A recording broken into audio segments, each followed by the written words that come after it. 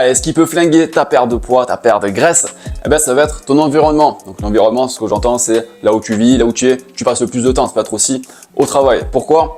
Parce qu'en réalité, tu vas pas manger ce dont tu as besoin, mais tu vas manger ce qui te passe sous les yeux. Donc c'est tout ce qui est visible, tout ce qui est accessible et qui va te nécessiter le moins d'efforts. C'est comme ça que le cerveau humain il réfléchit malheureusement.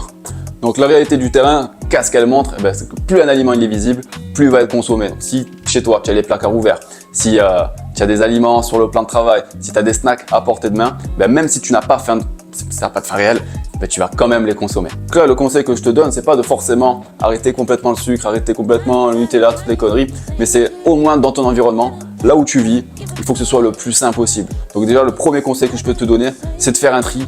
Tu regardes dans tes placards, dans tes frigos, tout ce qui est en dessous du Nutri-Score B, tu peux essayer de le virer. Ne le jette pas à la poubelle, les gens qui meurent de faim, mais tu peux le donner. Ou alors vraiment le mettre à l'abri des regards.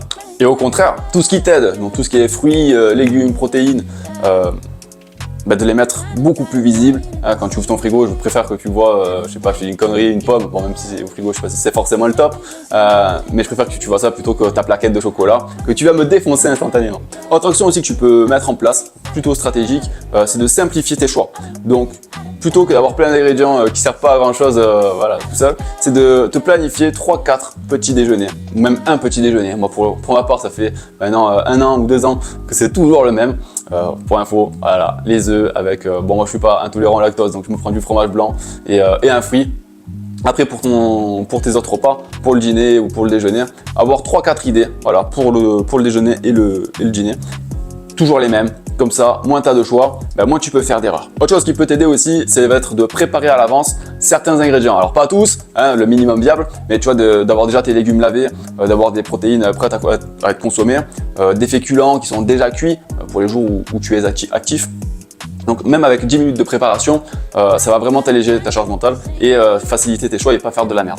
Je vois aussi un 4e point qui peut être important, ça va être d'adapter ton environnement au stress. Donc, par exemple, manger, c'est de couper les écrans. Voilà, on se recentre tranquille. Le cerveau, on lui dit on mange et c'est tout. Aussi, ce que je te conseille, c'est de manger assis. Mange pas debout. Voilà, tu vas être encore en train de. C'est pas bon. Okay, assis-toi vraiment pour manger. Pose-toi et utilise une assiette. Évite de prendre la casserole parce que quand on a une assiette, on a des portions déjà bien définies. Alors que la casserole, ça peut un petit peu déraper beaucoup plus facilement.